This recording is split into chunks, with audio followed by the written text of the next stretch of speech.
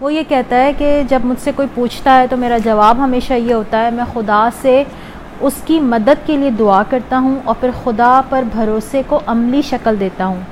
مجھے خدا پر بھروسہ ہے، میں اسے دیکھ سکتا ہوں، نہ سن سکتا ہوں، نہ چھو سکتا ہوں اور نہ اسے میں محسوس کر سکتا ہوں۔ یہ میرا یقین ہے کہ اس نے مجھے ایک مقصد کے ساتھ پیدا کیا ہے اور میں اس یقین اور بھروسے کو اپنے عمل میں شامل کرتا ہوں۔ میں خود کو اپنے خدا کی رحمتوں کے زیر سایہ لے کر آتا ہوں۔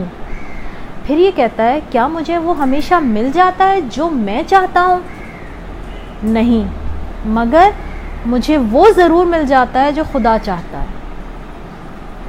وہ جو حدیث قدسی ہے نا کہ انسان جب اپنے آپ کو سپرد کر دیتا ہے، میں حدیث قدسی کا مفہوم بیان کر رہی ہوں کہ جب انسان اپنے آپ کو اس چیز کے سپرد کر دیتا ہے جو اللہ کی رضا ہے تو اللہ اسے وہ بھی دے دیتا ہے جو کہ بندے کی رضا ہے۔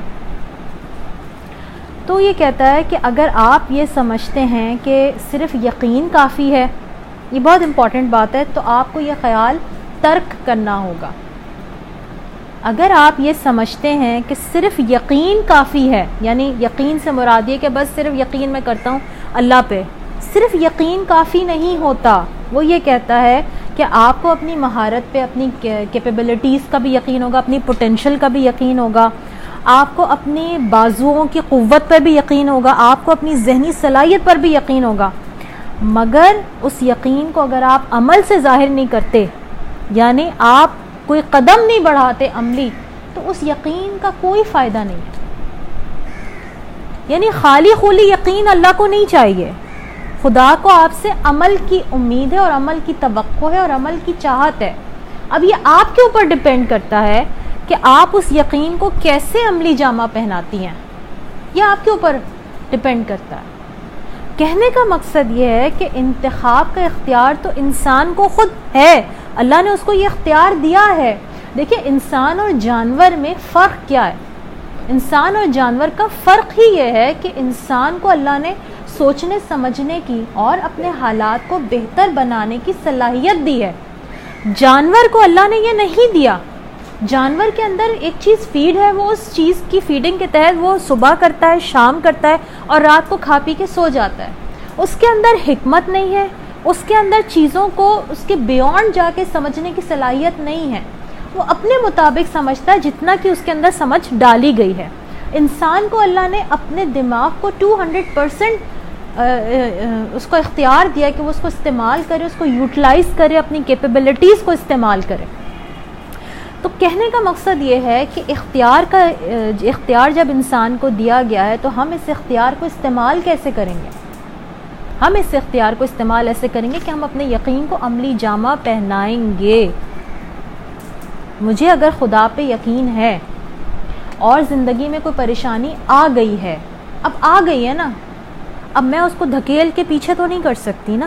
اب کوئی مشکل اگر آ ہی گئی ہے تو میں اس کو دھکا مار کے اپنے گھر سے یا اپنی زندگی سے نکال تو نہیں سکتی نا۔ اب میرا کام کیا ہے؟ میرا کام یہ ہے کہ میں خدا پر یقین کرتے ہوئے اور خدا پر یقین کرنے کے بعد اپنی صلاحیتوں پر یقین کرتے ہوئے میں اس مشکل سے نکلنے کی کوشش کروں گی۔ یہ ہے خدا پر یقین، عملی یقین۔ یعنی میں بار بار جو ورڈ استعمال کر رہی ہوں وہ ہے عملی یقین۔ صرف یقین کی بات نہیں کر رہے ہم یہاں پر۔ یقین تو آپ ایک بچے سے بھی کہیں گے نا، ہاں مجھے یقین ہے کہ یہ میں پاس ہو جاؤں گا، وہ 4 لفظ پڑھے گا اور کہہ دے گا مجھے یقین ہے، اماں کو ٹوپی پہنا دے گا۔ تو یقین، اس کو یقین نہیں کہتے۔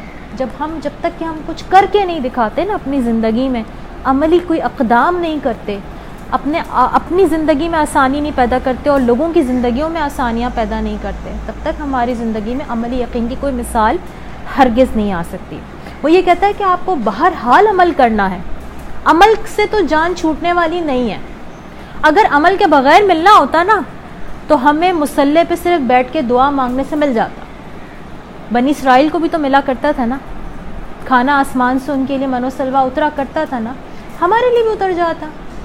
اگر ہمیں صرف مصلی پہ بیٹھ کے ملنا ہوتا تو کیوں ملے گا؟ انسان کو کوشش کے بعد دیا جاتا ہے، انسان کے لیے جو رکھا گیا ہے وہ کوشش کے بعد رکھا گیا ہے۔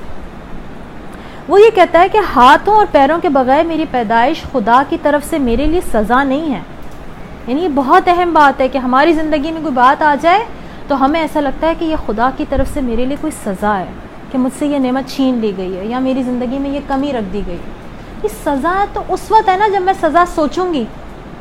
دیکھیں کوئی چیز میرے لیے مثبت یا منفی اسی صورت میں بنتی ہے جب میں اس کو مثبت یا منفی لیتی ہوں.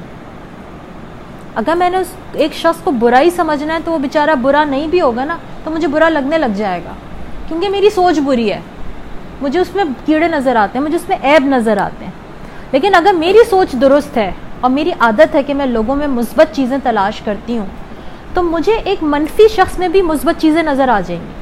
آپ نے دیکھا ہوگا کچھ لوگوں کو, آپ ان سے بات کریں وہ ہر ایک کی تعریف ہی کرتے ہیں اس لیے کہ وہ خود بہت اچھے ہوتے ہیں, ان کو دوسرے لوگوں میں مثبت دیکھنے کی عادت ہوتی ہے, وہ منفی نہیں تلاش کرتے دوسروں کے اندر. وہ یہ کہتا ہے کہ مجھے معلوم ہے کہ میرے ہاتھوں اور پیروں کی غیر موجودگی میرے لیے کتنا بڑا انعام. باپ اس پہ غور کیجئے, ایک شخص یہ کہہ رہا ہے کہ مجھے پتہ ہے کہ میرے ہاتھ اور پیر موجود نہیں ہیں, اس کی غیر موجودگی میرے لیے انعام ہے. وہ یہ بھی تو کہہ سکتا تھا یہ میرے لیے پتہ نہیں کیا میرے ساتھ زیادتی کی ہے قدرت نے, خدا نے میری زندگی میں کتنی بڑی کمی کر دی ہے. اگرچہ بہت سے لوگ اسے میری خامی سمجھتے ہیں لیکن اس کے برخلاف خدا نے میری معذوری کو لوگوں کو میری طرف متوجہ کرنے کا ذریعہ بنایا ہے. خاص کر میں ان لوگوں کے لیے امید کا بہت بڑا سہارا ہوں جو کسی معذوری کی وجہ سے مایوس ہیں. بہت اچھی بات یہ کہتا ہے کہ آپ کا کردار آپ کے چیلنجز سے تشکیل پاتا ہے. آپ کی جو پرسنالٹی ہے, آپ کی جو ہیبٹس ہیں وہ کس طرح بنتی ہیں, کس طرح ڈیولپ ہوتی ہیں, وہ آپ کی زندگی میں آنے والے چیلنجز کی وجہ سے ڈیولپ ہوتی ہیں. یعنی جو آپ جھیلتے ہیں, جن کے اوپر آپ قابو پاتے ہیں, اس کی وجہ سے جو ہے نا وہ آپ کا کردار جو ہے وہ تشکیل پاتا ہے. اور جتنا آپ اپنی چیزوں کا سامنا کرتے ہیں نا, جتنا آپ اپنے خوف کا سامنا کرتے ہیں, آپ کی جرأت اتنی بڑھتی ہے. یعنی یہ بات یاد رکھیں کہ جتنا انسان خوف زدہ ہو کر منہ چھپا کے اپنے کونے میں بیٹھتا ہے نا اور دنیا سے منہ موڑ لیتا ہے, لوگوں سے منہ موڑ لیتا ہے کہ مجھے کسی سے ملنا اچھا نہیں لگتا, مجھے کسی سے بات کرنا اچھا نہیں لگتا, بس میں ہوں, میرا کونا ہے, میں ہوں, میرا گھر ہے.